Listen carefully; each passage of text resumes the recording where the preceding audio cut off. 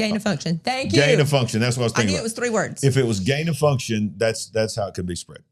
All right, so Jesse Waters, let's just play this right here. This is a very strange story. Tulsi Gabbard's office. Agents hauled out dozens of boxes, files on the JFK assassination and MK Ultra, the CIA mind control operation, which she was in the process of declassifying. Today's whistleblower said it during his deposition, and Congresswoman Anna Paulina Luna confirmed it moments ago. The reason why this is troubling is, A, there was an executive order that the president had directed the full declassification of JFK, but then also to the MK Ultra files. The CIA famously has said that, all documents were released and other documents had been destroyed. So these are allegedly those documents that apparently never existed. Can the CIA overrule the president? Yeah, how about that? No, the CIA cannot overrule the president. The CIA cannot even overrule the director of national intelligence. And yet they continue to do it. And yet that non-raid raid just happened. Yeah, for allegedly a raid, YouTube, if you're listening. Can you believe that there are certain channels that got flagged for calling it a raid because it turned out that it was not a raid, so it was allegedly a raid. It was just a nice little entry into someone's home and took files. Is it flagged when the owner of the channel says they're buffering us, they're interrupting our show? Well, either that or they think the CIA might be involved. Yeah, it's a little more than flagged when you say the creator of the channel, you know, they're messing with us. Exactly. And then proceeds to say there wasn't a raid. No raid. No raid. There's no raid. It completely alleged. Was not a raid. Just alleged. It was a kind, coming into someone's home and taking files. Let me go there with a theory. Okay. Here's a theory. Isn't it interesting that the person that is talking about this is Luna? Anna Paulina Luna. Right. Well, when was this clip dropped? This was, let's see. Because this happened on about 4 days ago. Because this was like Friday night. Yeah, this clip, I don't know when it aired on Jesse, but the clip aired on May 13th. Today's 18th, so 5 days ago. Is that right? Yeah. All right. So interesting to me that when you look at Anna Paulina Luna, you look at Tim Burchett, but especially Luna. Luna is the one that had the press conference. Remember, we covered it where she was the one that said, I'm going to make sure the JFK files. Yes. And she said MK Ultra. That's been a while ago. It's been a while ago. Well, that's the same committee that's dealing with UFO disclosure. So Tulsi Gabbard's files, the files are being said JFK and MK Ultra files. Which, remember, they said that they've confirmed, I think that pretty much they've confirmed that MK Ultra was real, but they've said they stopped it a long time ago, which, we all believe that, right? Allegedly. But yeah, that's like taxes. History doesn't repeat itself, but it often rhymes. In 1973, the Arab oil embargo cut 7% of the global oil supply. Inflation surged, the stock market collapsed by 48%, and gold and silver skyrocketed.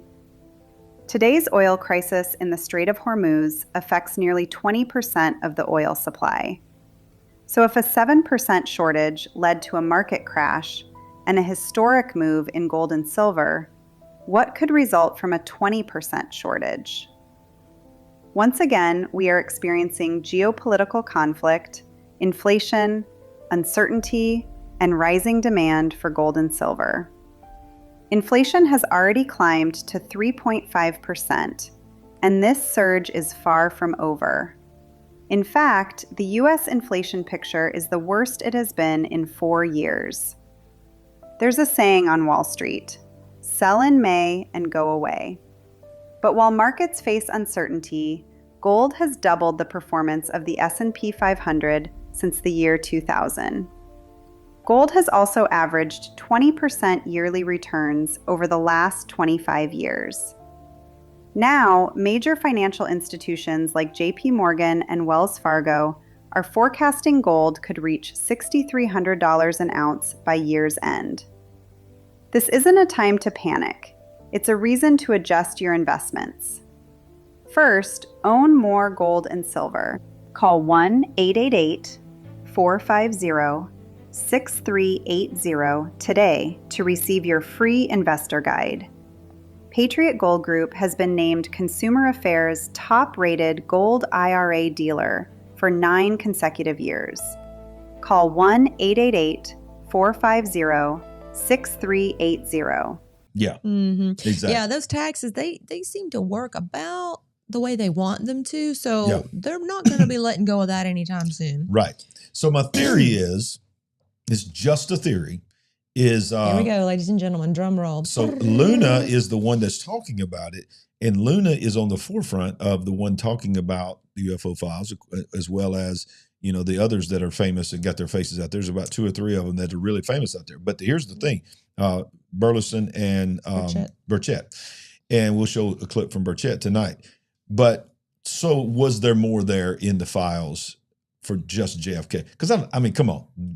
Is that big a deal on JFK at this point? I think most people, that's the original conspiracy theory, supposedly. MK Ultra, yeah, that's a little tedious. But the thing that everybody's thinking about is UFOs. If I could just add, the X-Files covered that too. Yeah, they did. JFK thing, yeah. Okay, so wait a minute. Just saying. Marcia's saying, did I hear that they found the lady that was missing? I don't know her name. Oh, that was on the news. That's the lady? Savannah Guthrie's mom? Savannah Guthrie. Are we talking about Savannah Guthrie's mom, Is that true? Marcia, somebody let me know. Is Savannah Guthrie been found? Her mom. I mean, yeah, her mom. What was her? Nancy Guthrie. Nancy Guthrie. I haven't heard that. Thank you for coming to our lunch today, Marcia. Yeah, you had your lady. Every time I see her, I just want to say, Marcia. Marcia, don't listen to him. All right, so that's interesting. By the way, if you're coming in late, we're about to go into a deep dive on UFO disclosure. We know how you guys love deep dives. No, we're going to go deep dive tonight. We're going to show you some things tonight. Go ahead and get your popcorn. Yeah, we're going to break down some of the actual videos that were dropped. Okay, Marcia said yes. We don't know. Have not heard either way, Marcia. Okay. We'll be on the lookout, though. Yeah, if anybody can confirm that, let me know and tell me where you confirmed that at. A couple other quick news items, and then we'll go straight into all things disclosure tonight, all things UFO, aliens, and whatever. But on that topic. So whatever. Yeah, whatever. I mean, I can add whatever I want. Exactly. Of course you can, babe. Acting Attorney General Todd Blanche has dropped a nuclear truth bomb. Quote, there's a ton of evidence that the 2020 election was I don't know if I can still say that word or not. Confirms multiple criminal investigations are underway. Finally, after years of gaslighting, lawfare, and corrupt media cover-ups, the top Trump DOJ official has stepped up and dropped the hammer on the biggest political crime in American history. Acting Attorney General Todd Blanche joined Maria Bartiromo on Sunday Morning Futures and delivered a nuclear truth bomb that Democrats, the fake news media, and the deep state have been desperately trying to bury for 6 long years. And of course, as you can see the headline, that I'll believe it when I see it, but they're supposedly investigating and they're bringing the receipts, ladies and gentlemen, that the 2020 election, can you believe it, might have had some shenanigans going on that can now be proved that caused one Donald Trump to not just lose, but to lose to Joe Biden by the most votes in the history of the United States of America. No president, including the popular Barack Obama, Ronald Reagan, George W. Bush, or even the first Trump administration has ever come close to touching 80 million votes. Yeah, so we all thought that was quite ironic, the outturn of that election. And I hope that they can bring some justice, but I'm going to have to wait and believe that when I see it. One more news item, and then we get into all things disclosure tonight. This is actually very concerning for the people of Cuba. Absolutely. I'm very concerned about prayers for these folks, guys. Because you know what? These people that are led by evil dictators, they're still people. These are actual There's people. There's so many victims that lie in the wake of evil dictators. Absolutely. Cuba is now saying they are officially out of oil. This is all types of oil? Well, let's see. Cuba's communist government confirmed on Friday what many of us predicted months ago. The island nation has officially run out of oil. So I know, obviously, you need it for transportation. It's not cold, so you're not using it for... Well, electricity is the big one. Straight up heating, but the electricity... Yeah. So this is more implications than just I can't get down to the local Target or whatever. So on May 14th, Energy and Mines Minister Vincent de la Oleve delivered the stark admission, quote, we have absolutely no fuel oil, absolutely no diesel. Man, blackouts in Havana. Listen to this, is amazing. now exceed 20 to 22 hours daily, with electricity returning for as little as 90 minutes. That is insane. That's insane. Okay, you're not refrigerating or freezing anything at that point. No, it's over. And this is I've never been. I could imagine it's a warm, humid climate. Maybe it gets intolerable at times. I don't know. We're moving into summer. What do the elderly do? What do you do if you are on medical equipment that requires? I mean, this is terrible. It says power plants sit idle, reserves are exhausted, and the socialist regime long-running energy crisis has reached its breaking point. How did this happen? It wasn't bad luck or an act of God. It was the direct, deliberate result of the Trump administration's energy policy and the implementation of what has come to be referred to as Donroe Doctrine. For decades, Cuba survived on underpriced, sometimes often even free Venezuelan crude shipped by Nicolas Maduro regime in Venezuela. The lifeline ended abruptly in January 26th when the Trump administration removed Maduro, seized effective control of Venezuela's oil industry, and redirected those resources towards legitimate hemispheric interests. No more using Venezuelan oil to prop up another failed socialist dictatorship in America's backyard. So let's pray for the people of Cuba, but let's also pray that the communist regime does crumble and that there is some type of aid and help that can come to that nation. It's, 70 miles off the coast of Key West? I've heard 77, maybe 72 miles off the coast. And, you don't want to see people suffer. I imagine maybe there are some people, I'm not saying there are, but maybe there are some people in the Trump administration waiting for that critical moment where they cry out and say, look, we're desperate. Can you come help us? Let's make a deal. Absolutely. I don't know. That sounds crazy to me. All of our entire lives before we were even born, we had to guard ourselves against, what this tiny little country might try to do. And the fact that they were communist in cahoots with Russia. And all of that. And now to think maybe there's a possibility that we could be getting into some kind of deal relationship with them. I'm not saying we are, but if they are that desperate, I think there will be an outcry within our country from, some people to say, we have to do something. Absolutely. Even if it's not the actual government, if it's just citizens or organizations, we have to do something to help. Absolutely.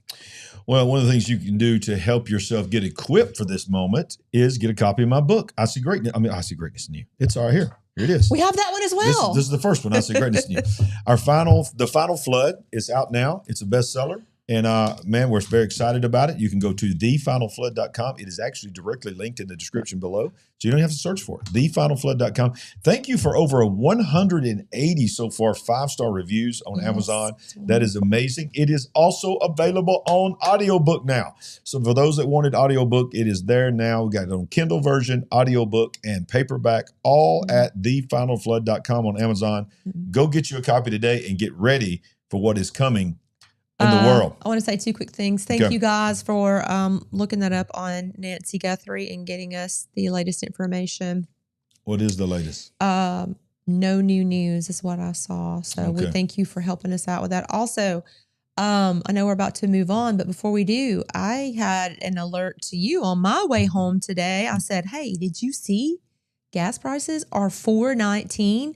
They were $4.05 yesterday. For same us. Station, $4.19 today. So it's probably $5 in California. What does it look like for you guys out there? Tell us your state and tell us what you're paying for gasoline, because we had a quick dip where it went back to $3.99 for a couple of days.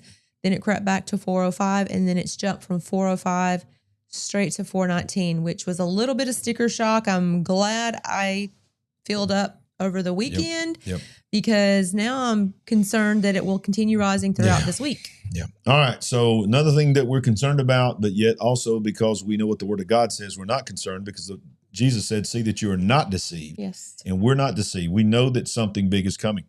Now, this is what we want to cover right now is wow.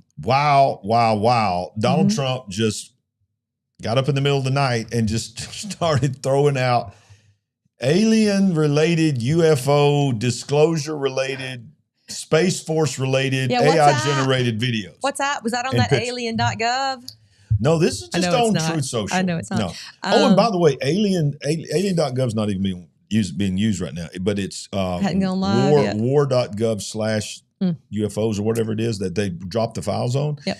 Over 1 billion people have already viewed that page with a video. You going to tell me that people are not interested about this? Yeah, they want to know what's up. They want to know You what's poor up. Californians and West Coasters, I am seeing What just horrible gas prices. Texas 385. It's bad everywhere, but it's super bad over there. Bless your heart. Yeah, you poor All guys. right, so let's get into this. Of course, this is AI generated, but we're asking the question: was this a signal? Was this something? Yeah, what's up? Why would Donald Trump all of a sudden one night, less than a week away out from the first disclosure, maybe a little over a week from the first disclosure? Was it May 8th? Yeah, May 8th is when it first came out, and they're saying there's going to be another batch that's going to fall. I think this Friday is what I'm hearing from some people talking about it. Every 2 weeks. But he drops this here. Let's read this right here. Trump's AI alien post looks like a meme, but here's the disclosure timeline behind it. Trump posted this AI-generated image on Truth Social on May 17th, showing himself walking with a gray alien in restraints, alongside security personnel on what appears to be a military base. The image spread across X within hours, racking up tens of thousands of views and the predictable wave of memes, GIFs, and peak 2026 reactions. Although I want you to notice that, and I'm sure it's just an AI mistake, but the chains are broken actually on his right hand. He's not actually chained. He's chained on his left hand. Oh, I see that. I noticed that today. Even with my bad eye, I can make that out. So I don't know if that was just an AI mistake. Hey, we should get into the metadata and break this entire image down. How about that? So here's what, and then of course this article goes on to just talk about how we got here, and that that he when Obama said what he said, then Donald Trump said it's classified information, and then all of a sudden we're here. Remember that we covered, what was it, 2 weeks ago or 3 weeks ago, we covered that Greer was going to drop it on May 8th. I think that was 3 weeks ago tonight.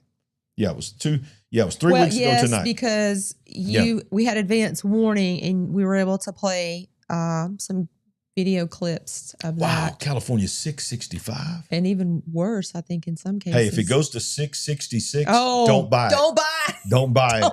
It's a trick. It's a trap. It's a trap. We're kidding. We're kidding. But look, he goes on, Sandy. This is another one.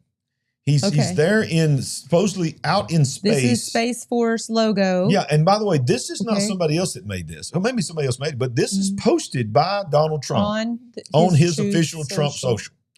So he's sitting there, he's got his finger on a big red button, and all around there are TVs.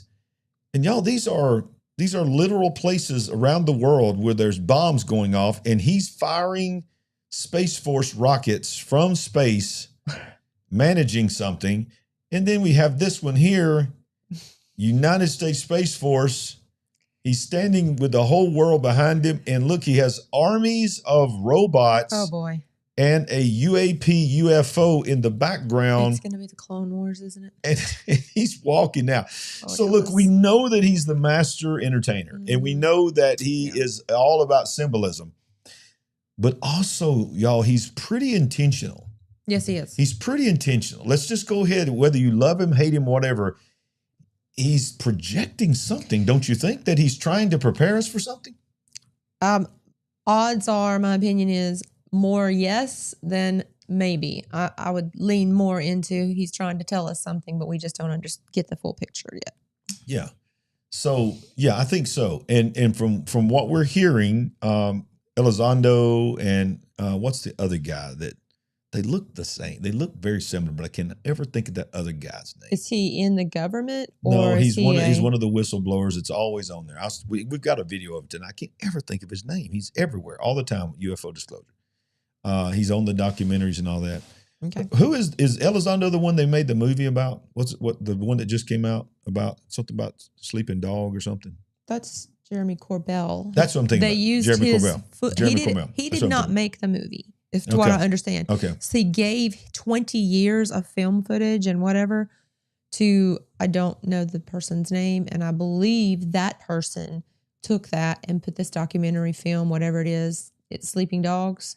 Together. Sleeping Dogs, yeah. What did I say? I don't know, but I believe it's called Sleeping Dogs, and I believe it is all of his footage. But I think he's the one, I may be misquoting this, but I think he's the one, and Elizondo as well, is saying that they are hearing that there's going to be dropping files every 2 weeks. Well, I've heard that, not from them. Okay, so you have heard that. Yes. Every 2 weeks. That's what I've heard. So if my math is correct, that's this coming Friday. Yes. All right. So we're also hearing this, and let's chalk this up as believe it when we see it, that the next batch is going to be the so-called 40-something videos. 46 videos. 46 videos that Burleson and all them are asking for, that Jeremy and Elizondo have seen. Knapp. Are you thinking of George Knapp? Or are you thinking George of Knapp? All of them. They've supposedly all seen, and George Knapp has seen most of them as well. I did hear Corbell and George Knapp say that they've seen all or most of those 46. So, and they didn't seem like there's going to be any earth-shattering. I don't know. We'll have wait to a wait. minute. That's not what I heard. Okay. I heard that in here, this is the big one. That this is the one that's going to shock people. Is what I heard. Bring it. Maybe wrong. Bring it. They called the first batch Nothing Burgers. What time of day do you think they release it? I have no idea. If it's that earth-shattering, you may see us on Friday night of this week. We'll see. So let's go back to this. For those that are with us tonight, we got a big crowd in here with us tonight. Thank you for being with us tonight. Yes. If you're brand new to our channel, go ahead and hit the subscribe button, hit the like button if you're enjoying it at all. But we're going back to this image because this is one of, I think, about 5 or 6 images that he dropped all at one time in the middle of the night last night, and he's walking out here. But I'm telling you, there's just so much symbolism. I know it's AI generated. He's got that intense look on his face. He's walking with Secret Service. He's walking with military. It's on a military base, and here's a gray alien, very muscular-looking gray alien, of which he is in chains with his left arm, but he's not in chains in the right arm. So is this considered the tall gray? I mean, Trump is 6'3". Trump's pretty tall. Yeah. 6'3". So this guy's a little taller than him. This must be, guys, tell us, is this what is descriptive of a tall gray? I would say this is just what AI calls an alien. Somebody just said, make it a tall, gray alien. And by the way, we're not saying that Trump, and I started to say, we're not saying that Trump is sitting there using an AI prompt and making this, but we wouldn't be surprised if we find out later in the documentary that Trump's in there talking to ChatGPT, put me on a military base walking with an alien. Who knows? But probably not. But yeah, this is a crazy year, and it's about to get even crazier. And that's why you need things like Hear the Watchman. If you're watching this right now and you are thinking about, I need to go to a conference that is going to talk about this and is going to equip us for this time, this is hearthewatchman.com. It's right down below. And y'all, look at this. There's Mike and Jenny, sweet, sweet people. John Pounders, Jamie Walden, Tony Merkel, Joe Horn. I just got through spending an entire day with Joe Horn. What a man of God he is. And Derek and Sharon. I got to know them as well. Derek and Sharon Gilbert. They're amazing. And by the way, Derek has already said he's coming on my show. Awesome. And I'm coming on his show as well. Vicki Joy Anderson, Dave Hodges, Kenny C., the legend himself, myself, and so many others. HearTheWatchman.com. HearTheWatchman.com down below. The link is there. Still have time. Still have time. Still have time. It went from $100 to $120 for the whole conference. It's a 3-day conference. The room rates were not ridiculous. If you're in decent driving distance, consider coming to be with us. If you use the code Ragland20, no spaces, Ragland20 at checkout, you get $20 off. Ragland20. Let's get back into this. Let's do it. So this guy right here, we've come to know and love. And by the way, I'm just going ahead and saying I'm believing that Anna Paulina Luna's going to come on our show one day. Tim Burchett is going to come on our show. Eric Burleson is going to come on our show. And I'm just going to go ahead and say maybe we get Donald Trump on the show. Let's just believe big, okay? Nice. That would be amazing. And by the way, James Shrimp Fajita said that was a tall gray. Okay, tall gray. All right. And he knows, surely, right? Thank you, James Shrimp. You surely Did you say James Shrimp Fajita? Is it James Shrimp Fajitas? I like that. So surely you are an authority on the matter. Representative Tim Burchett, it says that President Trump is facing resistance. Can you believe that from the deep state? Tell me all about the UFOs and the aliens. Well, the problem we have right now is the deep state's fighting the president on release, and he kept his word, and I suspect some of our not so friendly comrades and some of our alphabet agencies are slow walking a lot of the information. It's about power, it's about control, and that's kind of what runs Washington. All right. What do you think is in these files, and why do you think they're not trying to release any of them? Like they're partial release. Part of it's going to be that they're going to have to admit that they've been lying to us all these years, and there could be some cover up of zero energy. There could be some other things. I don't think we're ever going to get everything they have.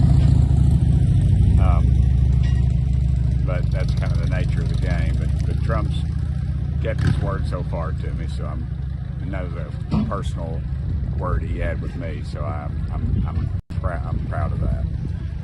You know, that's the first time I've heard him mention ZPE, 0 point energy. Mm-hmm. So that's interesting. Yeah, it is interesting because supposedly that's one of the main things of why they're trying to keep it secret, because that is the zero gravity and the free energy, the antigravitics and the free energy is the thing. Basically, the no need for big oil. Whoops, got a timer going off here, folks. The no need, we no longer would have to live under the constraints of petroleum, which would really affect the bottom line for some people. And as you can see, I think that they will go to the ends of the world to keep that from happening. Hang on, along with some other reasons. I just accidentally deleted something. Hang on a second. Hang on, ladies and gentlemen. We have a slight technical issue. All right, let me see. I think I got it. Okay. All right, Here we go. All right. So the next one I want to show you is this was actually sent to me from a friend of mine right before the show started. And he said, look, I know you're going live tonight. You need to check this out. And I checked it out. And, of course, this is Jillian Michaels. Many of you know her, a former infomercial fitness person, now become podcaster, leaning towards conservative side. She's getting red pilled on a lot of things on her show. Mm-hmm. She's getting all up in this space right now. And is this Elizondo?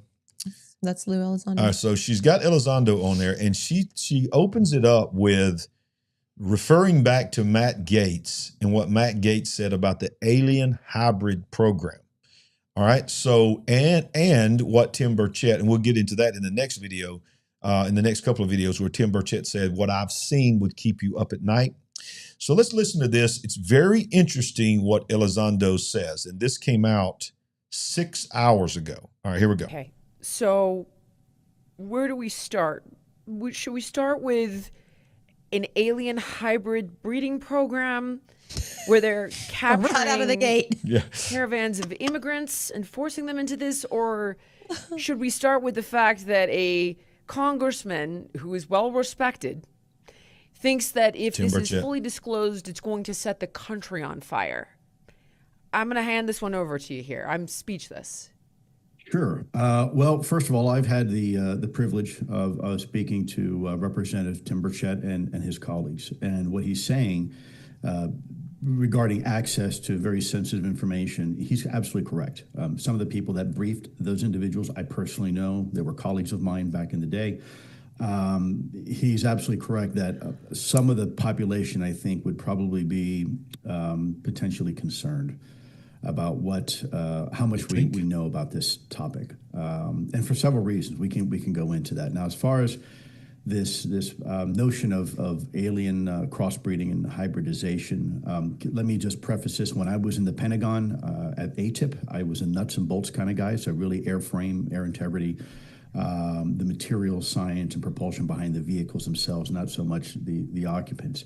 But what Gaetz is referring to is something called, in the vernacular, it's known throughout kind of the UFO community as MyLabs. And what it suggests is that there's been a long-standing agreement or understanding between us and our friends from out of town that have allowed us to work with whatever these are, in a cooperative agreement, and in exchange for that, supposedly they would have access to certain human specimens biologically in order to test. I have to say, first and foremost, I heard about that while I was at the Pentagon. I was not privy to the specifics of that.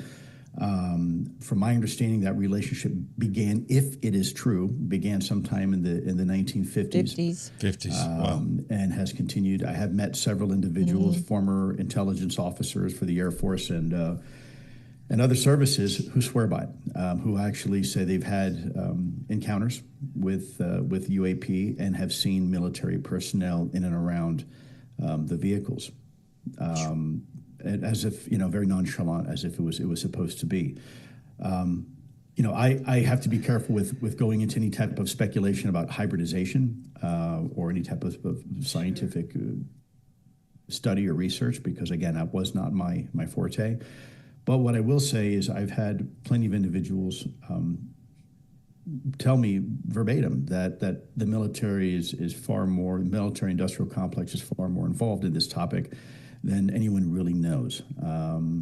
There are cases which seem rather interesting, where you have in some cases UAP potentially being escorted by American fighter jets and allied fighter jets. So that would give you some sense of cooperation maybe between us and whatever they are. I can't tell you for certain, because simply I wasn't privy to that, if that indeed existed. But I will also say it's really not that far of a stretch if we were to come into contact with, let's say, just another nation, right? So let's look at it this way from a real perspective. There are tribes right now that are isolated in the Amazon and also in the South Pacific, and we have these no-go zones. Basically, we're not going to interfere with these indigenous people and their development, because they've never had outside exposure. They haven't been exposed to recent diseases and things like that, and it could cause a significant problem for them.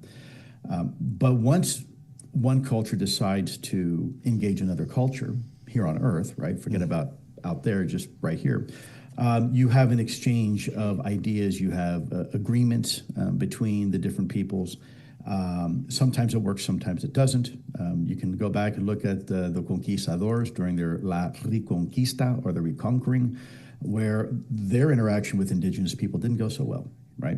Same here in the United States, where we maybe did some things that we probably shouldn't have towards indigenous people. In other cases, it was a little bit more symbiotic. So let's get back to the question you're having, specifically about hybrids and alien hybrids. I don't know. I do know that there are people out there that swear by it. There are people that have been in the military and intelligence officials that have told me it, that have no reason to question their credibility. They've never lied to me, certainly.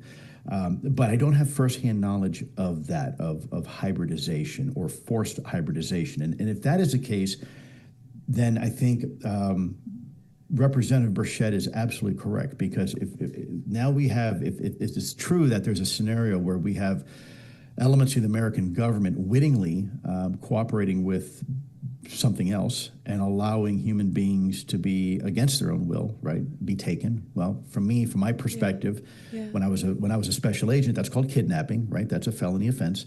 And then if they are or abduction touched in any way, right, that's called assault, right? So there's a lot of issues here that legally, fundamentally, I think we would have a problem with. Then you have the other information that I know Representative Burchett has had access to, along with some of his other colleagues like Luna and Burleson.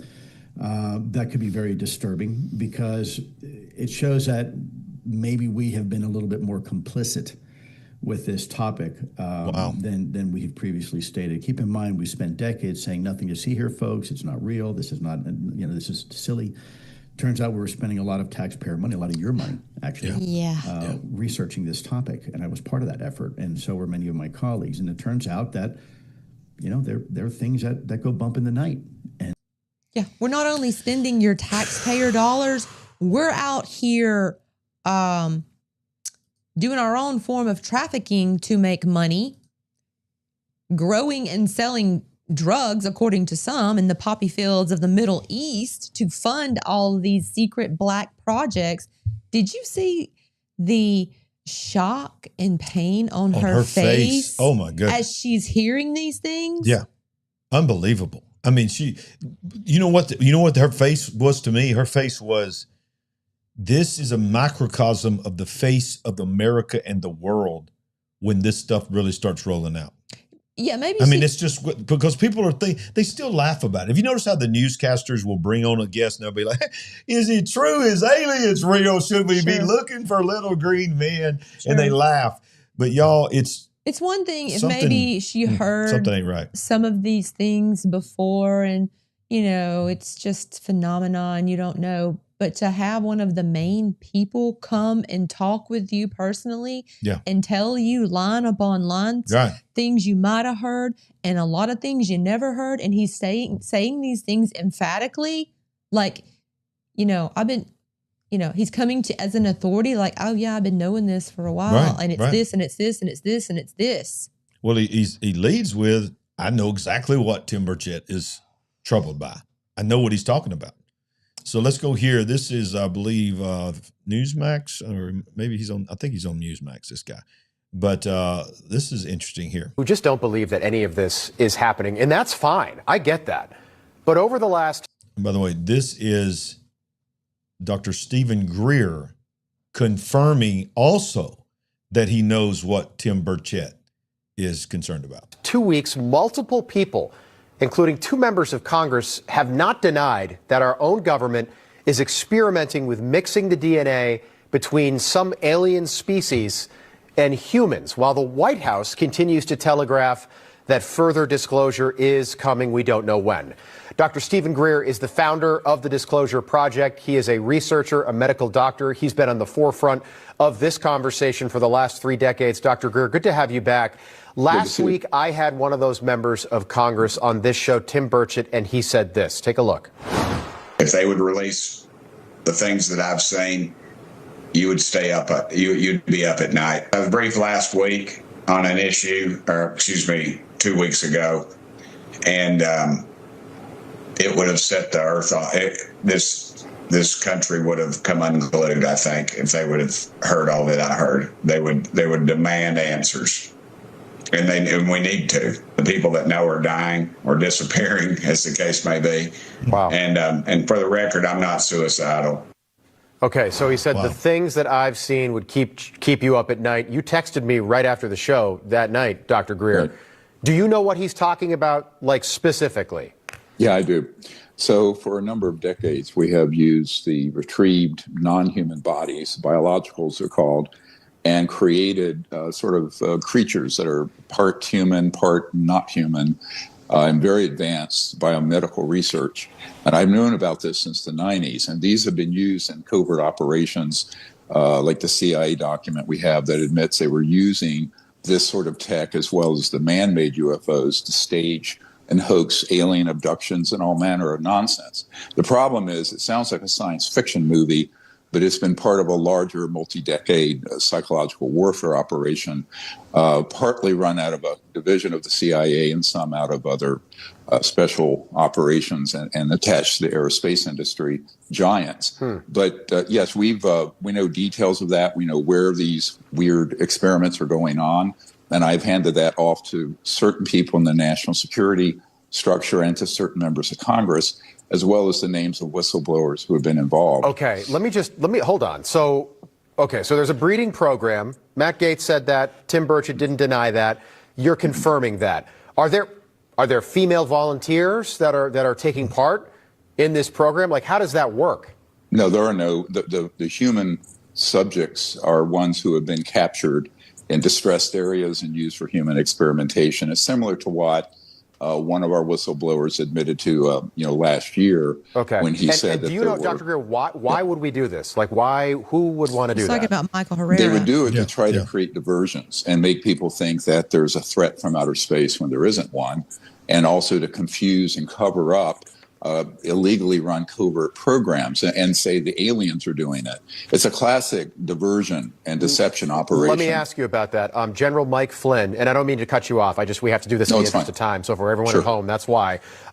General Mike Flynn retweeted the interview with Tim Burchett. Here's the quote. I think we have the tweet. I believe Tim Burchett, he is not a man to mince words or to short sell the normal political BS, but be aware of a false flag alien operation by rogue elements inside the U.S. government. Dr. Greer, can you explain what he's talking about? Yes, and this is exactly what Werner von Braun, who invented the rocket for Adolf Hitler, warned us on his deathbed. And he said that there would be an attempt to hoax a threat from outer space and kind of throw the world into sort of a totalitarian global dystopia. And that's been a plan that's been around since the mid-1950s. Okay. So General Flynn is 100% correct. And these sort of weird and scary things that you hear about associated with UFOs and UAPs is part of that psychological warfare operation. Okay. Wow. Okay. So we see confirmation. But the thing I got to say is, dude just said we have created hybrid creatures. Sort of sounds like something like a Bigfoot thing that have been used in battle and operations that, you know, of course, we take everything with a grain of salt with Dr. Greer because we are not Greer fans here. We've exposed him as, you know, he is in contact with these beings. He has, you know, has the ability to call them down, and he says they're our friends. You know, we don't know what to believe. Look, if you're new to our channel, listen, this is going to turn some of y'all off, but we're unashamedly Christians, and we look at the world through a biblical worldview. Now, we are not sitting here saying that we're just going to throw everything under it's demonic. And we understand that. We do know that they are spiritual beings. We believe that. We don't know that. We believe, but we know that in our heart. We can't prove that with physical evidence. But we look at it from that perspective. But we also know there's more things going on. There are crafts. There are types of non-human intelligent beings, biologics, and all this stuff they're having. Did you hear what he said? He wouldn't say abductions, because if he said abductions, it would make the aliens look bad. Right. He's not going to make the aliens look bad. He does not want to make the aliens look bad.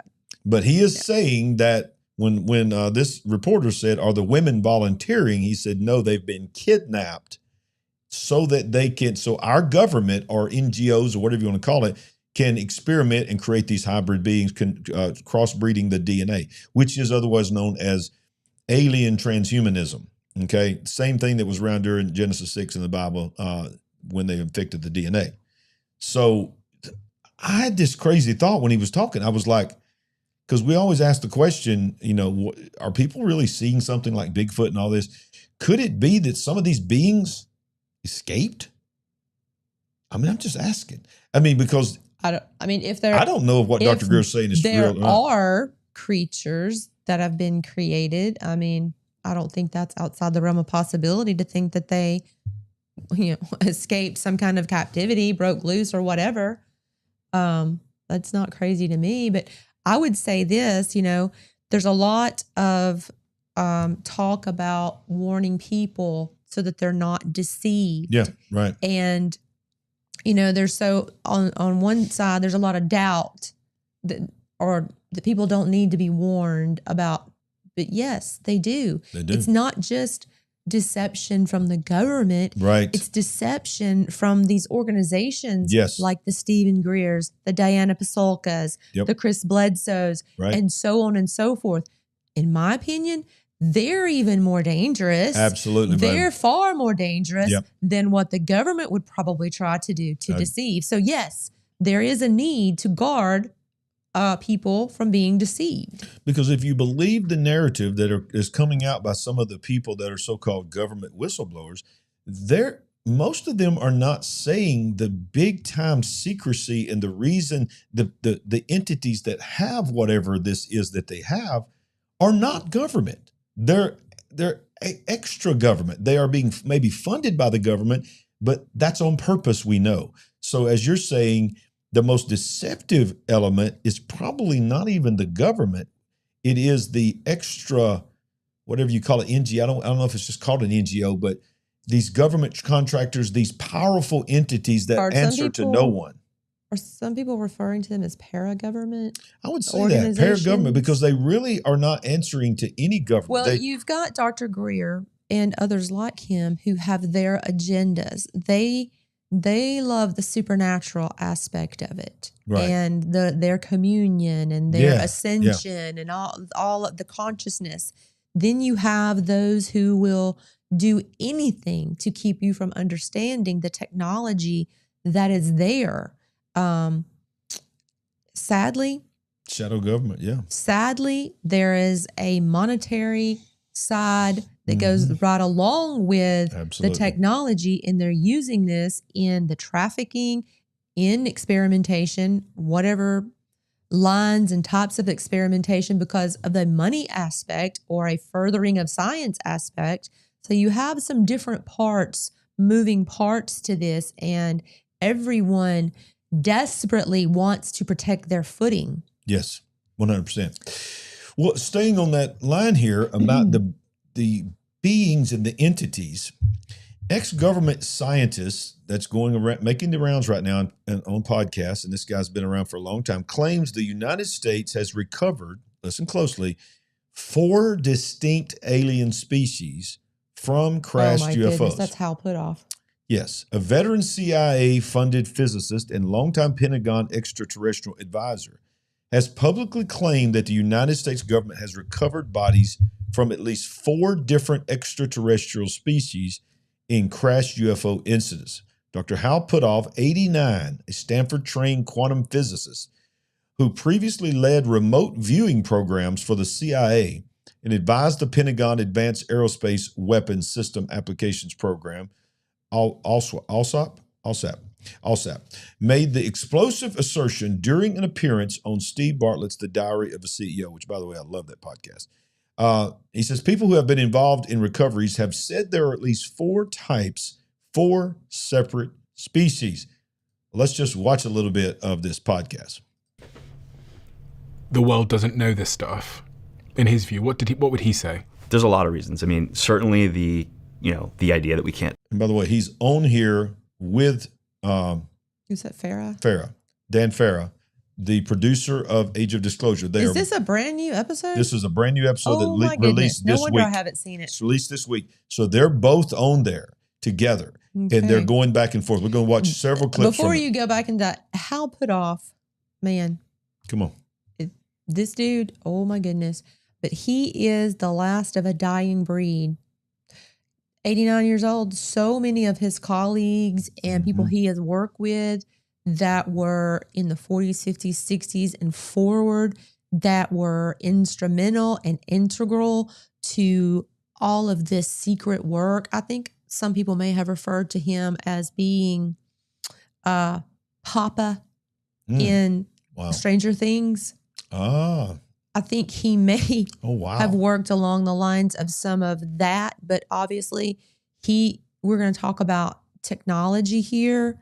And this man, what I'm trying to say is this man has been very connected for a very long time. Well, he talks a lot on this. I haven't watched the whole thing, but what I've seen, he talks a lot about the remote viewing and how he had people that he could just remote view anywhere. And he even shows, I don't know if I have it tonight, but there's a part where he tells a story about somebody that was missing or something was missing in California, and they could not find it. And he offered one of his remote viewers. Now, I'm not endorsing this by any means because I know this is in the spirit realm here. But was it Joe McMoneagle? And it was President Jimmy Carter.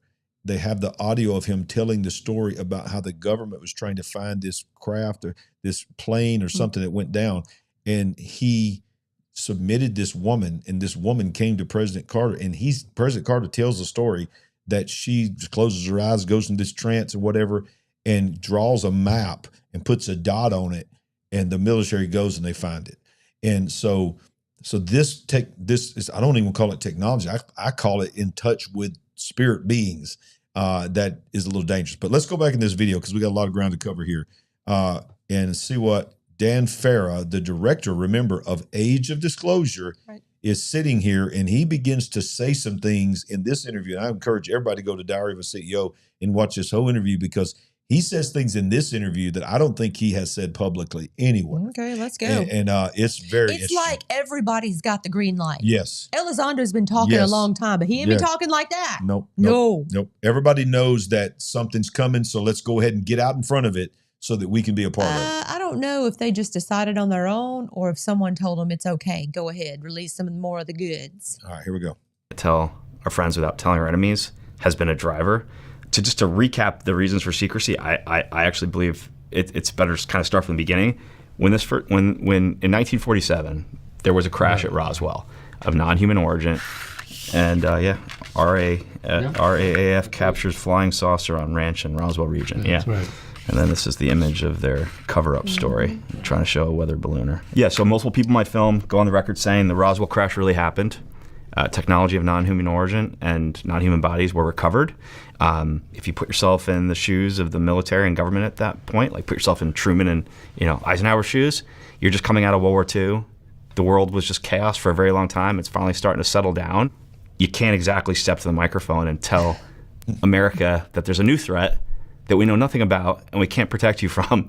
They're far advanced, what's the advantage of that? So secrecy became the plan at that point. And they had more questions than answers. So everyone I've talked to who gave me context explained that the plan for secrecy went in motion there. Let's investigate, let's find out more about what we don't know before we tell the American people. That was quickly followed by the Cold War era, and we learned that Russia also had retrieved technology of non-human origin. And so we knew we were in a technology race. So then the idea of can't tell your friend. At the same time as Roswell, it's coming out in these documents now, and he's releasing that it wasn't just a Roswell thing, it was a global thing. A global thing. That Moscow had experienced the same thing, but they were already had a foundation of secrecy. So they were able to keep it secret. Say the rest of it. What he's saying is, we realized way back then at that early moment, we're going to be in an NHI arms race. We're literally in an arms race with this technology, these craft, this whatever they have that we want to get, that we want to understand. It's not just us. We're in an arms race with at least Russia. Right, exactly. And now we're finding out it's China, it's every major nation in the world. Without telling your enemy ruled the day. So now the Cold War mentality, led to more secrecy. And as a security wrapper for this program that it started, they created the stigma in the late 40s, early 50s, this cultural stigma, this idea that you're crazy if you look into this topic, you're wacky, you'll have your reputation ruined, you'll have your career ruined. There was actually a CIA meeting where people got together and said, okay, in order to not have people be pursuing this area, let's go out of our way to spread what we would call now disinformation. Basically the most effective disinformation campaign in the history of the U.S. government, because it got into our culture. Some movies were funded that made aliens seem silly and the idea of life from elsewhere seem ridiculous, and that got compounded over the years. And then we got to the point where we were like, just like a few years ago, where the average person just thinks it's not real. The average scientists, academia, they think it's conspiracy stuff, it's nonsense, it's silly. There was no advantage for elected leaders to get in front of this. Or have you noticed how the change of the narrative is now it's the in thing to mock those that don't believe it's real. Yeah, what a turn of hand, right? I mean, that is a flip. I mean, he's openly saying, look, if you don't believe it's real, you are the conspiracy theorist now. So it's like, how quick that changed. We never would have seen that. Never would have seen years it ago. coming. Never would have seen that coming. All right, let's continue this. This is very fascinating. For military members to, speak up about what they learned or saw, it would be a career ruiner.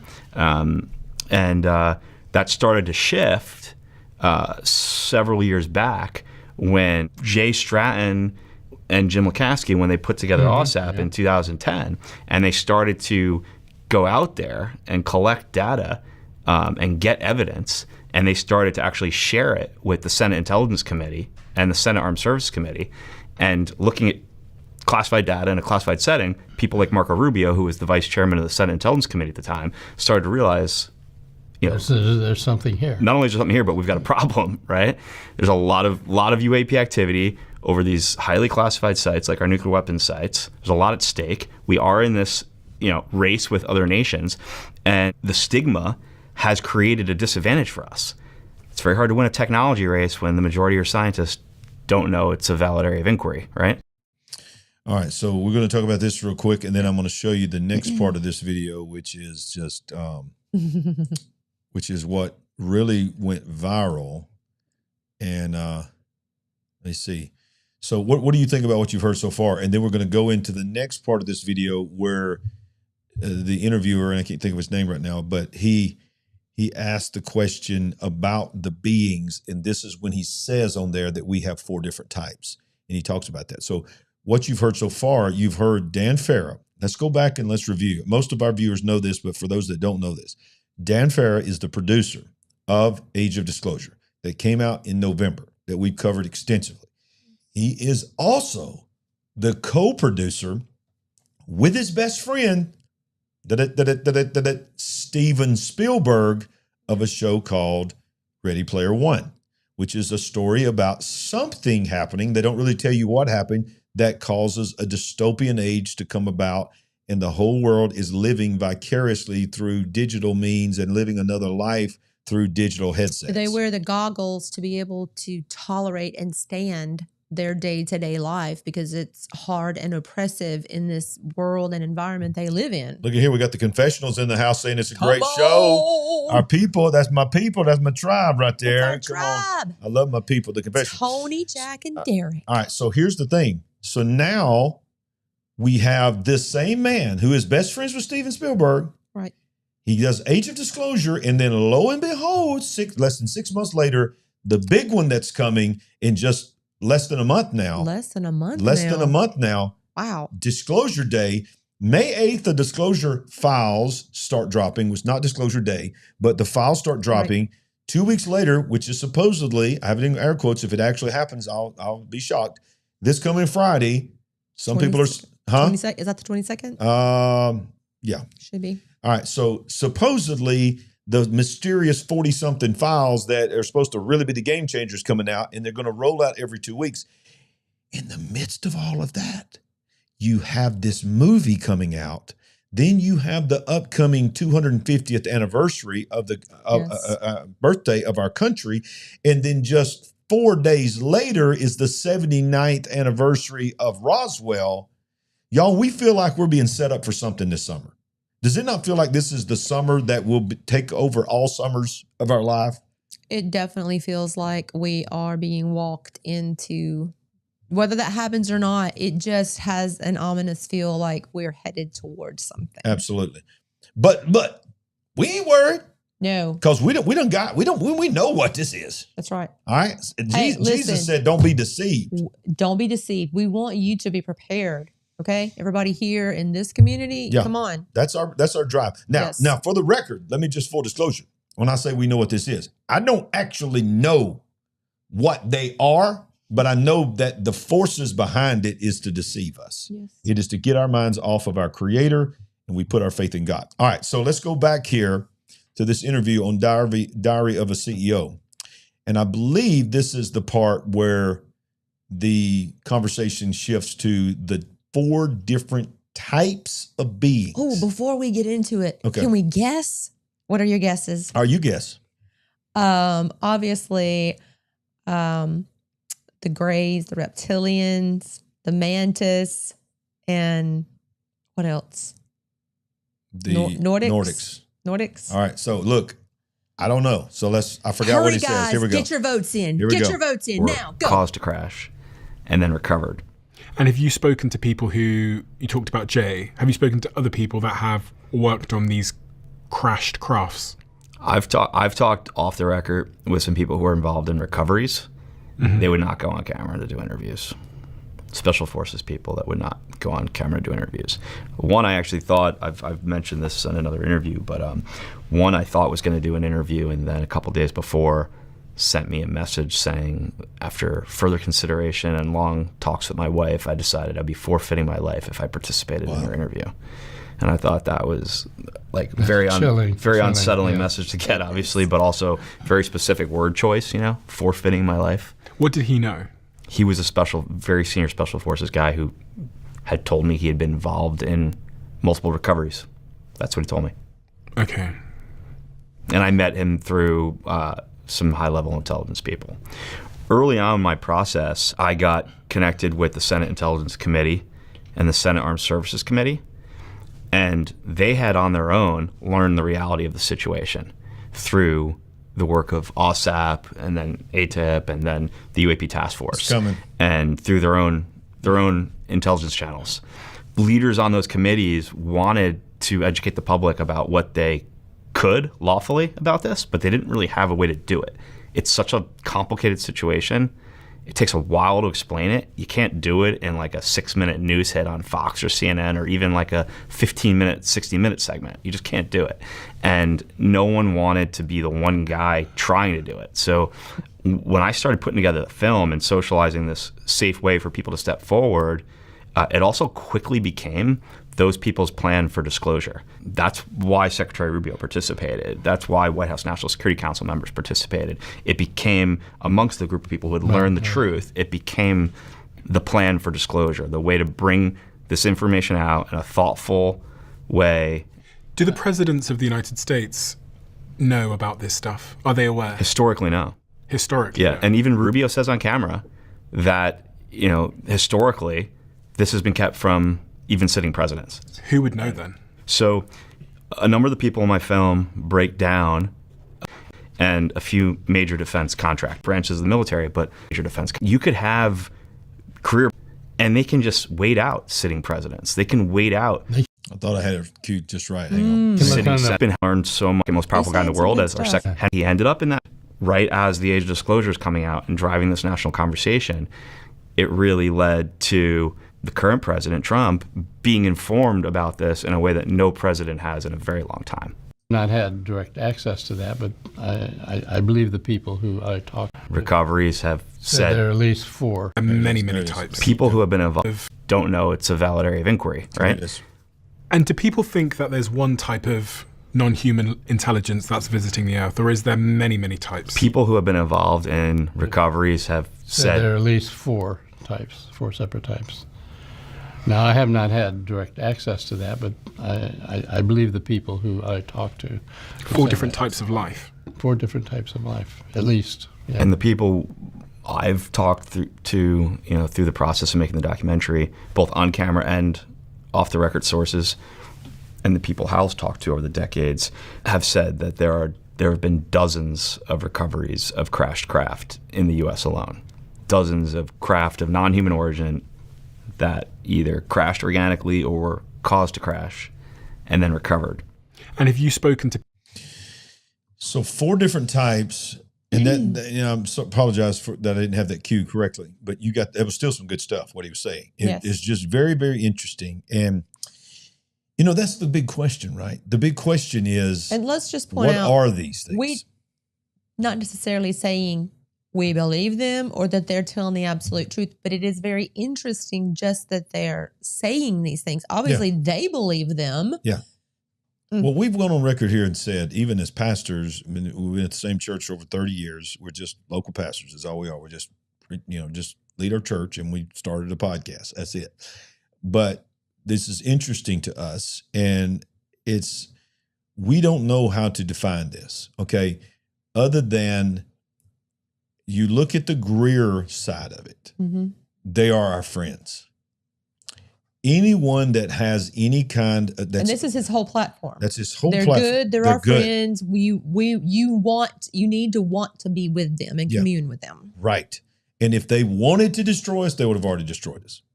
But the one thing I would like to say to Dr. Greer is I would say maybe the reason that they have not destroyed us is because we happen to believe in the power of prayer, and we happen to believe in the power of favor. Yeah. And we also believe in the Bible. It tells us of a major destruction that's coming and judgment that's coming, but it is not yet. Well, so maybe they're being held back because of the restraining force. That is exactly what I was about to say. The church, the God's people are a restraining force. Exactly. We're keeping total chaos from ensuing on this planet. One more. Woo! Come on, baby. Come on. We in the tall grass tonight. Yeah, we are. And by the way, this is by far the biggest show we've ever had. We got more people watching right now than we've ever had watching a show live. So, all right. Come on, can we show some love for everybody watching tonight? How many are watching? Right now, we got over 1,900 watching. Okay, I thought I saw 1,700. Yeah, somebody said 1,700 were watching. I thought, he's making that up. No. Come on. Somebody didn't like that. They just hit the thumbs down. Well, I'm sorry. You're one of them. Don't leave. All right, here we go. So let's go over here and let's finish this segment up, and then we got a couple more things. Here we go. alone in the universe. I think we're going to get there. I think so too. Just a matter of time. Let me back up. The president steps to a microphone and tells we're going to get this is what he is predicting is going to happen. To more tranches of more meaningful evidence. And I think eventually we'll get to that thing that moment that we've all only seen in movies where a sitting president steps to a microphone and tells the world we're not alone in the universe. I think we're going to get there. I think so too. Just a matter of time. Wow. Does it change the meaning of life if that becomes the case? Does it mean anything for us as humans? What do you think the meaning of life is, Hal? And do you think we should change our behavior in any way, even if this moment does occur? I think if we found out that there were life throughout the universe, that it can be developed in all kinds of forms, then that makes us take a new look at, well, what does it mean to be human? We ought to think about, if we can, interacting with these other species and seeing what we can learn from them and what might they learn from us. And so it just opens up a whole new sort of view of what the universe is like. I mean, I've got 15 grandkids. They should grow up in a universe where it's teeming with life, and they know that, and that's a very kind of an exciting kind of thing. I think it also could be the one thing that could unify all of humanity. Listen.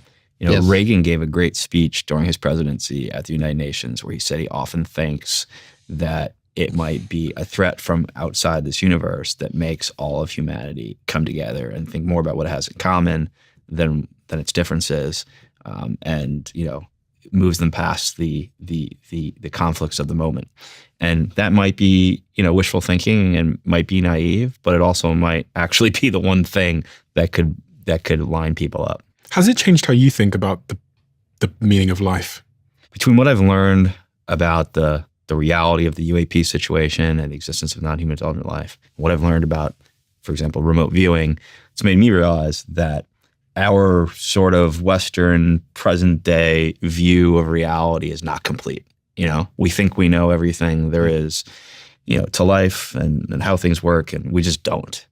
And when you're honest with yourself and you look back at history, all the times people thought that they were proven wrong pretty quickly. Right. And so it's made me open to a lot more possibilities than I would have been just 10 years ago. Wait for it.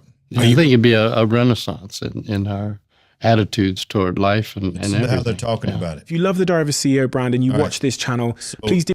On this interview, he goes on to say, how will this affect religion?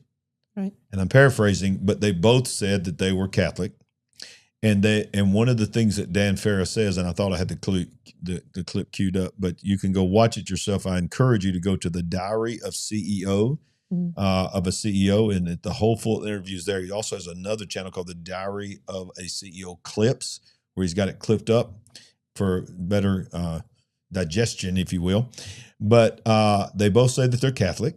And Dan Farah says, and I'm paraphrasing here, but this is what he says, we know from my investigation and from people that are in the know have told me the Catholic Church that he says he's a part of is very prepared for this, that they have instituted things to prepare for this. And that's, and he don't say those exact words, but he says the Catholic Church is aware of this and they're preparing for their response, and he or something like that. doesn't elaborate on what their preparations are. Yeah.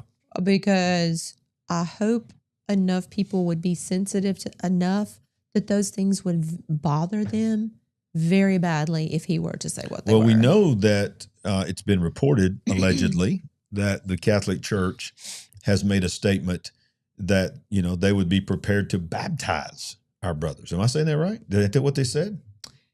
Yeah, I think that was the initial statement, but I think they may have gone further than that. Well, one cardinal even said, maybe we need to be baptized by them. Hello. That's what one of the cardinals said. Now let's get into the time that we have left here. Let's go a little deep dive into the UFO files that came out. Okay. Now this guy right here, I just recently found his channel. By the way, I want to endorse his channel. It's really, really good. Dr. G Explains. And I have not heard of this man. Yeah, he is really good. And what he is he is a body, what do they call that? Body language? Body language expert. Hang on. Is he British or is he American? No, he's American.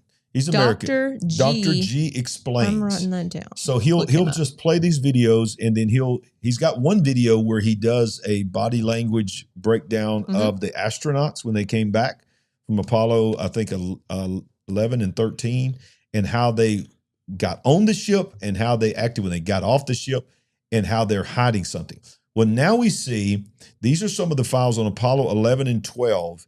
Remember, the thing was they were always said that the reason there was no stars in any of the pictures from the moon is because the camera exposure couldn't do it. And they even said, the astronauts even said themselves, they could not see stars either. Very strange. Because of the vacuum and the void of space. Well, they said was complete black. But yet it's coming out now that they have had pictures from the astronauts there, if you believe they're on the moon, of lights. They couldn't see anything else, but they see these lights. So let's hear him break this down here. And these are the actual files here that were dropped on May 8th. To be analyzing today are recently declassified UFO files released by the Department of War. Now, they released a ton of information. They released a ton of files covering a lot of decades. So specifically what we're going to be looking at today are the Apollo 11 and Apollo 12 missions because of their historical significance. But we're going to be doing follow-up videos. There's so much more to cover, but this is where we're going to start. We're going to look at a few pictures. We're going to be looking at some transcripts by the astronauts while they're experiencing some strange phenomenon. I'm going to talk about the psychology of that. And then we're going to look at the body language of the astronauts in their press conferences after the Apollo 11 and Apollo 12 missions. All right, let's just jump right in. Now, the pictures we're going to look at right now are from the Apollo 12 mission. Now, I wanted to start here because what they talk about is so hard to wrap your head around. It's so fantastic. I wanted you to see some pictures of things that were actually caught by astronauts, by NASA, during the Apollo 12 mission. I want you to keep in mind that the Apollo 12 mission was 1969. Now, what they've released here is a magnified version of a phenomenon that was observed in these pictures. Now, you can see the actual size is this small box back here, and it's magnified to this large box. What? Sorry, ladies and gentlemen, we're having a little bit of weather here. Oh, we are? Was that what I heard? That's what that was? So I was asking you a question. Thought I saw something blink. Well, that was lightning. That was lightning. All right, so we're having a storm coming in. So we have a serious storm. We do have battery backup in case we lose power. We're going to keep moving, but I'm going to go just make sure our little we got to get our dogs in. Our little babies are okay. So all right, she'll be back. Continue. All right. Thank you. Sorry, ladies and gentlemen. I heard that. I thought that was you kicking the table. That was not me. No. Okay, here we go. Okay, go ahead. And what we are seeing, to me, is absolutely remarkable because if you have ever heard astronauts talk about what it looks like to be on the moon, they talk about pitch black, that you can't see anything, that you can't even see the stars. And so for there to be something that's visible, something so unusual, is just remarkable to me. We're going to just scroll through these pictures, and then we're going to get into what they say they saw. But to me, this is just absolutely remarkable. This is not at all what I expected to be released. Now, here's another picture that is somewhat less fantastic than the one we just saw, but there are also visual phenomena that are occurring. And the way that these are described, it sounds like they're blinking or pulsing because we're going to hear the astronauts actually describing some of what they saw. And now as we get to this, you can see this one is a little bit more colorful, and these have moved around a bit. And this one right here is incredibly striking to me. You see 3 distinct lights on here. This isn't a reflection. These aren't planets. It's just remarkable to me that they are now releasing this. And obviously, if these were things that could easily be explained away, they would have done it. These wouldn't be classified. These are classified for a reason, or they have been. And that, to me, that is just absolutely remarkable, far beyond anything that I anticipated being released in this. And then you see a picture like this with 5 different areas that they're magnifying. It's really almost hard to wrap your mind around the fact that this is real. This is something that NASA has had, that the government has had for decades. This was 1969. It's not like that they had special effects that they could be creating at the time that would look anything like this. Area 5 in particular stands out as just absolutely remarkable to me. But as I said, this isn't just to get my reactions on this. We're going to go into what the astronauts actually described, but I wanted you to get a really good look at all of these first. Now, as far away as these are and as hard as these are to see, you're going to see the astronauts saw things much more clearly. They saw things that were much closer. So this isn't just going to be them describing a far-off dot that they saw. They saw some incredible phenomena. So what we're going to do next is to go and look at what Apollo 11 described. Now, these were from Apollo 12. These pictures are not from Apollo 11, but they definitely experienced unusual phenomenon on Apollo 11 as well. So let's jump to that right now. So what we're going to be looking at now is the Apollo 11 technical crew debriefing. I'm not going to read the entire thing because it's very long, but we're going to look at the highlights. We're going to look look at what stands out and what's important. And we're also going to look at the psychology of what they could have been experiencing. And as it says, July 31st, 1969, the pictures you just saw were from November of the same year, so several months later. So what we're going to be reading are statements made by Michael Collins, Neil Armstrong, and Buzz Aldrin. Now, this starts out with Michael Collins talking about getting in the right frame of mind to be on the moon, to try to be relaxed, to try to enjoy yourself as much. He's setting it up here. I want to get to the Saturn bottom. module. Maybe what they were seeing is the leftover parts of the Saturn. We have or maybe I just imagined it. As I said, Collins tends to be a little bit more hesitant. So to give you the backstory, they're having a conversation from space to ground, and they're trying to say that they're seeing debris, all kinds of shiny things floating around, and they're trying to say, are we seeing a part of the rocket, of our booster rocket, or some part of the craft that's doing this? And they realize that it's not. And one of the things that he says that's very important is he goes, look, if our government could have explained this out of the way, they would have not classified this. These have been classified transcripts that's never been seen before May 8th. Than Buzz Aldrin when it comes to making statements like this. But Armstrong says he was wondering whether the Mesa had come off. And Collins replied, I don't guess we felt anything. Aldrin replies, of course. All right, so let me fast forward here, and I'm going to get to this press conference. I think he actually shows the press conference. Maybe it's on another video, because he reads this transcript for a while. Okay, and then he gets here. So let's watch this. They spent 3 weeks in isolation, and I'd analyzed this before. I talked about how their behavior is quite strange. There are times where they seem to be trying to soothe themselves. Their behavior is not what you would expect. Now, some people interpreted that they didn't go to the moon altogether. Some people interpreted that they saw something that they were uncomfortable with. We're going to watch a minute of them fielding a question when they're asking about something that they observed, and I just want you to see some of this body language, because I think it's absolutely fascinating to now look at it through the lens of what they talked about during that transcript that we read. I have two brief questions I'd like to ask, if I may. When you were carrying out that incredible moonwalk, did you find that the surface was equally firm anywhere, or were there harder and softer spots that you could detect? And secondly, when you looked up at the sky, could you actually see the stars and the solar corona in spite of the glare? In rather flat regions, the footprint would penetrate. I'm going to skip ahead to them talking about what they observed rather than them talking about their footprints, just so that this video isn't an hour long. You cannot always tell just by looking at the terrain what the exact resistance will be as your foot sinks into a point of firm contact. So one must be quite cautious. Now you're noticing all of them are now fidgeting with pens. There is a lot of discomfort in this room right now. All three of them look quite anxious and quite uncomfortable. In moving around in this rough terrain. We were never able to see stars from the lunar surface or on the daylight side of the moon by eye without looking through the optics. I don't recall during the period of time that we were photographing the solar corona what stars we could see. I don't remember seeing any. Neil, you were... I want you to pay attention specifically to Neil Armstrong. He's in the middle. By the way, if you're not familiar, on the left is Buzz Aldrin. In the middle is Neil Armstrong. On the right is Michael Collins. Period of time that we were photographing the solar corona what stars we could see. And you could hear the way he was talking. He started trailing off when he talks about what stars they could see. What's up, BP Earthwatch is in the house. To me, this lends credence to the fact that they are being careful about what they discuss, what it is that they are talking about. No, I'm not just going to bore you, because it continues. Come here, girl. Cookie's in here. Our dog is in here. Lay down. She's in the house, but that's not enough. She's still scared. Lay down. Okay.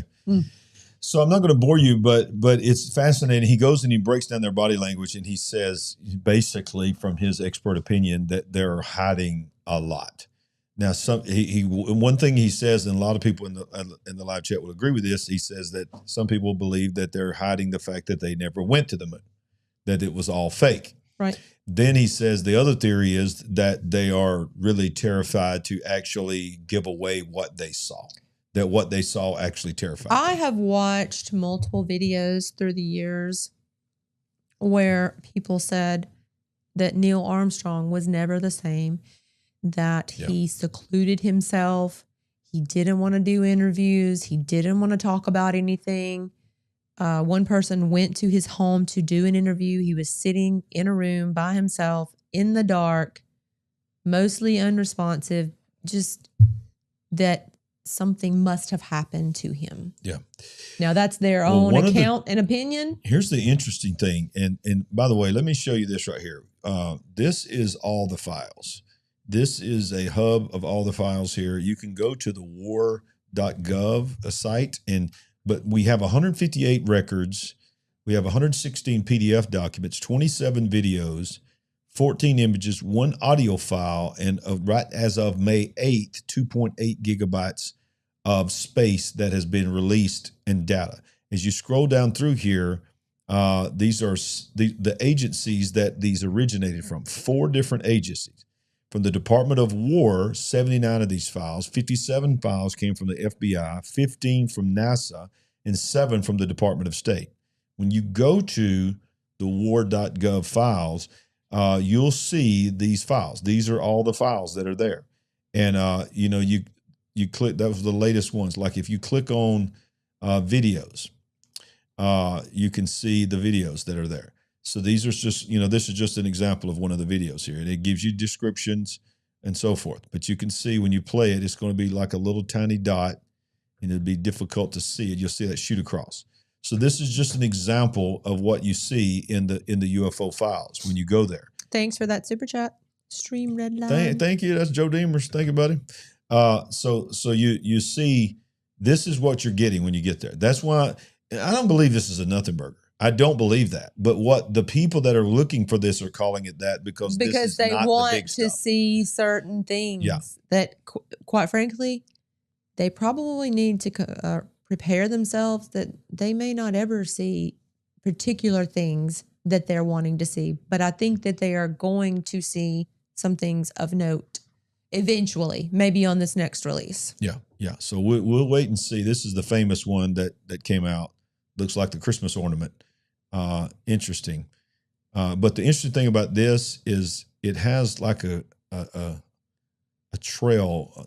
Some would call it a contrail. Some would call it a chemtrail. Some would call it a planetary trail. But you could see that's what's interesting is that because most of them don't have any sign of propulsion. They don't know if that's a camera effect or something. But I wanted to show you that there's just so much information to dive into and to break down. You really need somebody to analyze it. Yes. But going back to what he talks about in the lights that they saw, is the big deal was they were adamant in this press conference and in the transcripts. And the transcripts go back and forth that they never say publicly what they said in the transcripts. And one of them, Sandy, of the transcripts is very wild. I forget which Apollo it was.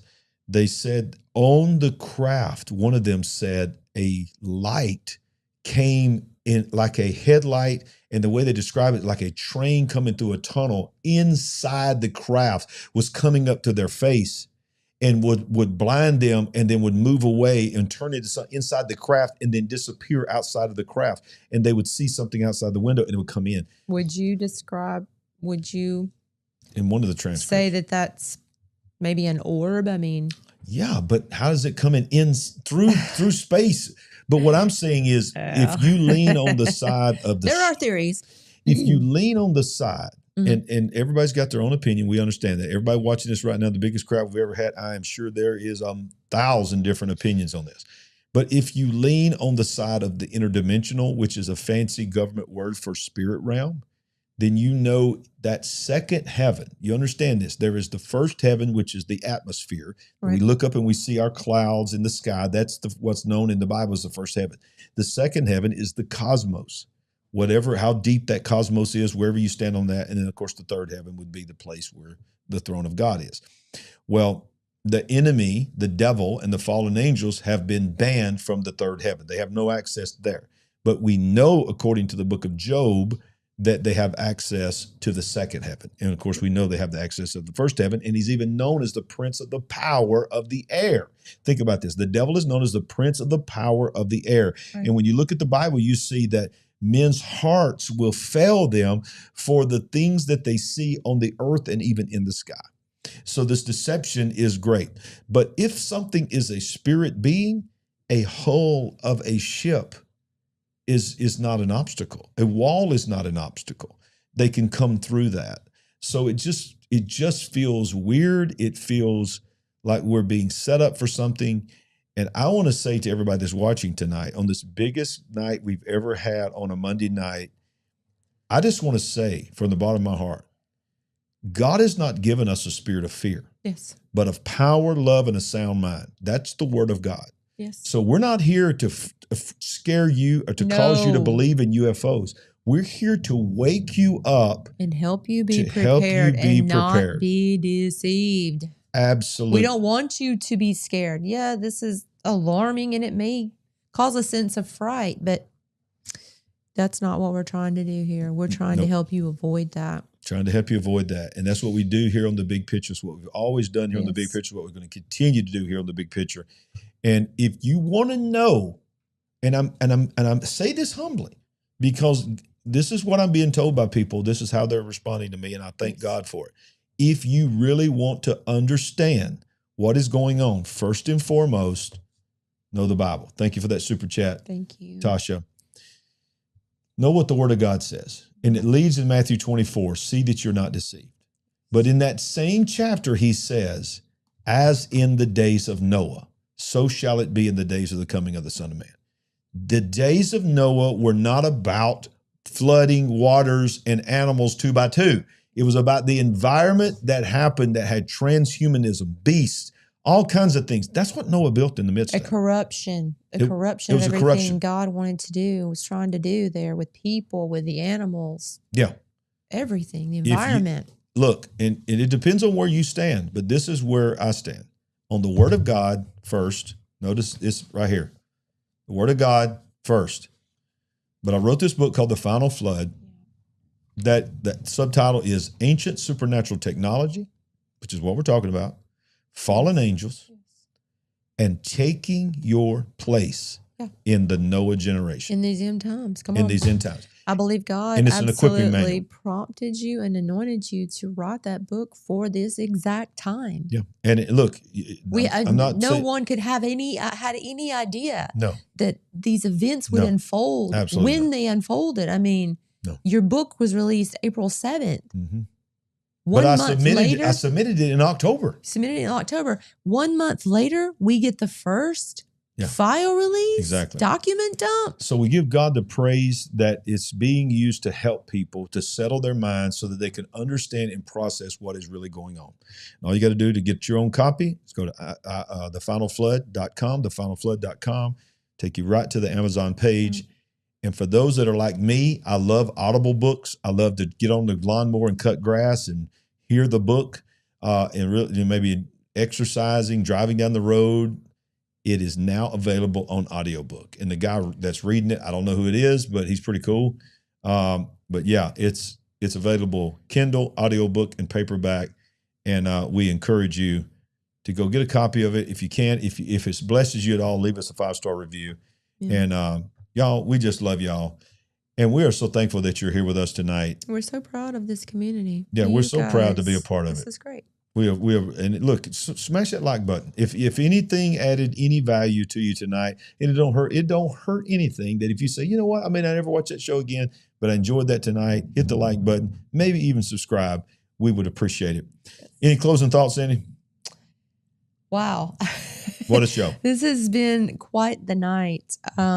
But I'm appreciative of it myself because I had not walked through, I like walking through this with you guys. I like doing it together. Absolutely. Because I've seen bits and pieces, but I can put it together better. I can understand it more. And I just appreciate not being sitting in a chair somewhere under a lamp or with my phone in my hand or watching TV, trying to parse through this by myself. I don't want to do that. And listen, you don't do it either.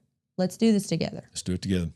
We'll see you next time on The Big Picture. We always want to remind you that no matter what's going on in the world, no matter what you hear from Washington, D.C., no matter what you hear from CNN, Fox News, MSN Now, no matter what you hear from a podcaster, anywhere in the world, we always want to remind you one thing is for sure.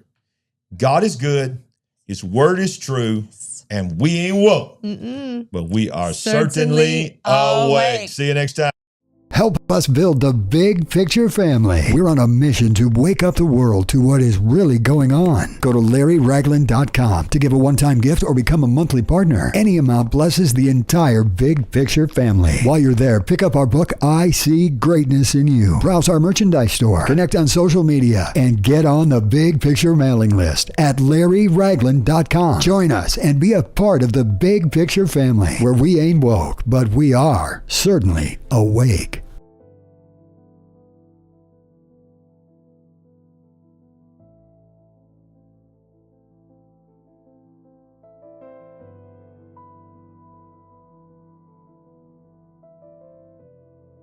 You're watching The Big Picture.